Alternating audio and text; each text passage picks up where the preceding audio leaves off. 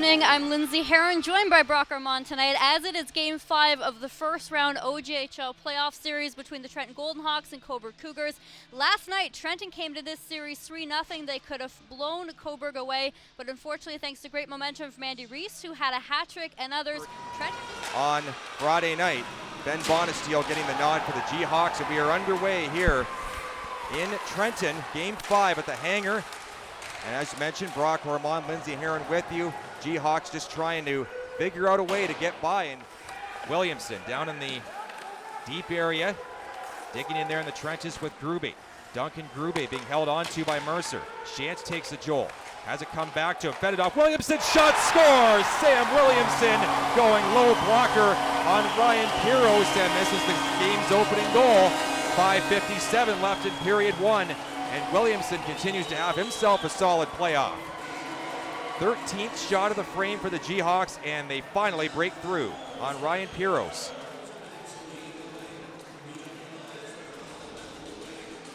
In a second look, Grube twists around, and quick passing too allows the G-Hawks to get into good space. You can see Williamson walk right into the left circle. Nobody really detected him, and that allows 55 and White to snap one low blocker on Ryan Piros. Just a nice clean shot. Great look from the corner cam as well. Well, Brock, it's our first OJHL playoff series, and even our camera people like it. So that is our longtime camera person, Dana Torch, there, enjoying having the camera with him for another. Wraps around to Dylan Stiles, who airs it out across the ice. That pass knocked down by Podolski. He brings it in. Looked like he might have had a chance to cut to the net, but they're going to call the offside with 3 seconds left. Trenton doing a really good job of trying to keep the momentum and slow Cobourg down a little bit too much. We saw a bit of good snakes and ladders play with Cobourg in the neutral zone, and that was a really good example of how Trenton's trying to pick things up. The G-Hawks are, again, a very astute defensive team, but Jerome Dupont is never one to let guys sit back and play trap hockey. He wants them to attack all the way, and that was his big word before, was attack, attack, attack, do whatever you can to create offense. 15-8 the shots after 20 minutes of play at Game 5 of the 2023 OJHL Southeast Conference quarterfinal. 1-0 the Golden Hawks lead. Sam Williamson makes an impact. St. Catharines native has his second goal of this series in the postseason as well.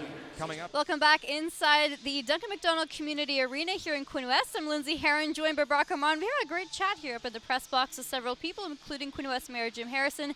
As some people are pleased and some people, well, not so pleased. It's depending on. Cobourg finished 4th in the division last year and then went on to that somewhat Cinderella run. There's a chance in tight, they score! Robbie Rutledge comes out from behind the goal line and continues his hot run as of late. He picks up another goal for the G-Hawks, his second in as many games. And he makes it 2-0, 3:08 into the contest. Nice little drive, too. He's got the big body to utilize effectively. And on our Your TV Quinny feed, you'll see it in the replay. Nice little jolt by Podolski, who loves to mix it up as well.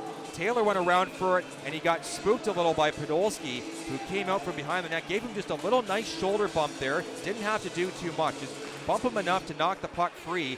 That allows it to come free to Robbie Rutledge, who sticks it home. Then Holmes takes a bump from behind by Wilson, but that puts him out of position. 2-on-1, 3-on-1. Douglas Najum shoots right on and scores. Sammy Douglas Najum, shorthanded goal with 1 second left in the penalty.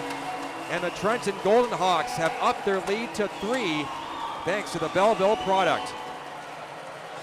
First point in the playoff series for Sammy, too. Yeah, nice clean shot, too, on the 3-on-1. Fournier finds Douglas Najum across.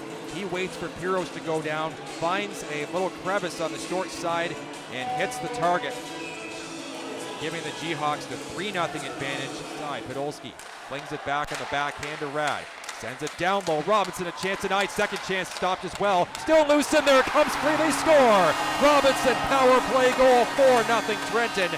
After Ryan Piros made no fewer than 3 saves in a row. The puck squirts free. It's on edge. And Robinson comes right around back of the goal to slip that one home on the backhand. And the G-Hawks, 6:19 to go in the second, have in fact extended their lead to a 4 spot here in the second period. Waiting Hoskin from behind the goal line. Saucers it over to Gutierrez. That one's going to hop over his stick, and that will pretty much do it for the second period, unless Barone can rifle it. He's not going to be able to. He'll just hand off to Gutierrez instead.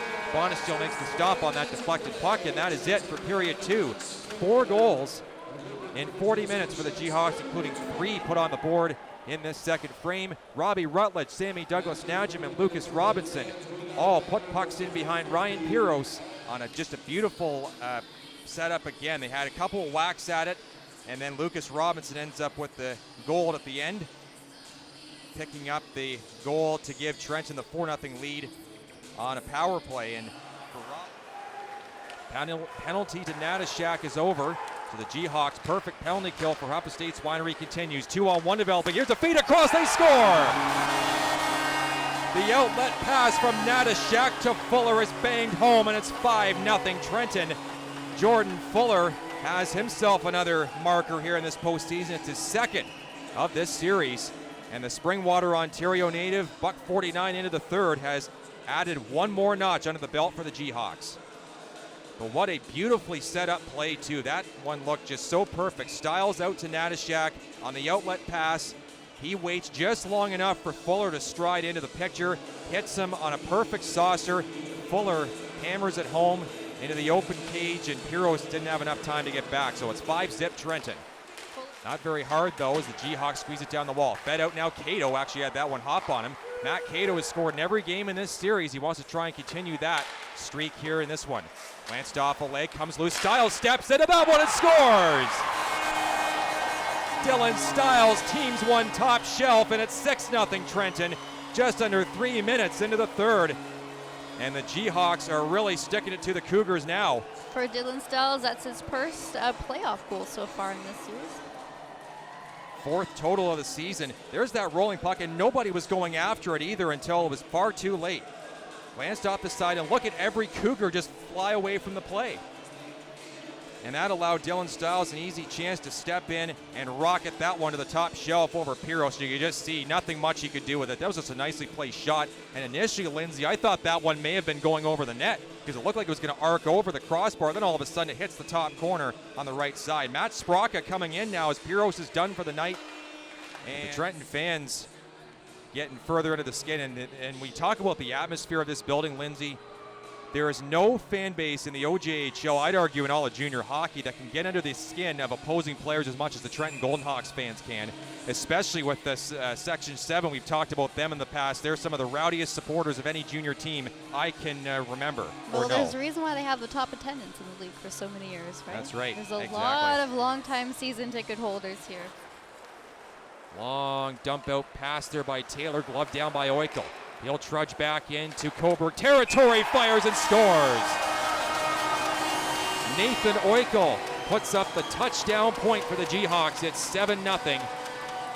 And I guess you could say it's the extra point on the line for the Jayhawks. 3:44 left in the third. Nathan Oikel ripping one nice and low on Sprocka to make it a 7-0 game on the 40th shot of the night for Trenton. Sprocka just a little bit too late to react to it, and Oikel places it neatly underneath the catching arm. Beautiful shot. Only 5 years you have, and some guys, if they're good enough, will go on even further, or further on after only about 1 or 2 years. They don't even need the 5. As with 15 seconds left, the Jayhawks will carry it through center ice. Bonesteel stumbles along with it, still maintains possession, finds it, fires off the crossbar. That's the 3rd crossbar hit in this period. The Jayhawks, though, will take it any way they can get. They are going to take this one home and take a 5-game series victory over the Cobourg Cougars. A 7-0 whitewash of the Cobourg Cougars in game number 5. Ben Bonesteel finishing off what was a bit of an up-and-down, topsy-turvy series for him with a 33-save goose egg. And this blanking will lift the Trenton Golden Hawks into round number 2, where they will take on the number 1 team in the entire OJHL, the Toronto Junior Canadiens. Buckle up. That's going to be an outstanding series. Going to see some fantastic hockey in that set, the 1 and 4, also in the 2 and 3 between the Wellington Dukes and Haliburton County Huskies. Stay tuned for the schedules for both of those series. It'll be coming up likely on Monday at the earliest, I would think. Sammy Douglas-Najim and Lucas Robinson. And then Jordan Fuller, Dylan Styles, and Nathan Oikel all bring it home. A couple of big games for Rutledge and Oiko each pick up a couple of points. Robinson with 2 as well considered, but in the end, the Trenton Golden Hawks just had too much depth. The Cobourg Cougars were banged up too much and had too little personnel to really make it work in this series. And with that, we'll go to 3 stars. The 3 stars tonight brought to you by Physio House, owned and operated by Trenton residents and physiotherapists Kyle and Catherine Maringer. They're proud to support the Golden Hawks. Contact Physio House to see how they can help at physiohouse.ca. Ben Bonesteel, 33 stops, and again, we can't forget about his performance. He was outstanding. Just a brilliant goaltending performance for him. It's going to get overshadowed more than likely by the fact that Trenton scored 7 goals. But don't let it, don't fool yourself. He was outstanding in this game. Lucas Robinson, 2 points, as I mentioned, 2nd star, and Robbie Rutledge earns well-deserved 1st star laurels with also a goal and an assist, a 2-point night. And a great performance top to bottom from this Golden Hawks squad. Jerome Dupont beats his old team with his new old team, the Trenton Golden Hawks, in his 2nd stint. Dupont back to take this series with the G-Hawks. And with that, we'll go to the bracket right now. And there it is. The Trenton Golden Hawks will fill that last puzzle piece in the OJHL's version of the Elite 8 with March Madness going on. Nice to see the JRCs and the G-Hawks who celebrate their win. Halliburton and Wellington, as I mentioned. And then in the other conference, Collingwood and Milton, 1-5 going at each other. The Blues and the Menace. And then the Georgetown Raiders back to prominence again after a couple of lean years. They're taking on Mark Juris's Burlington Cougars. That should be an outstanding series as well. Every series is going to be good from here on out.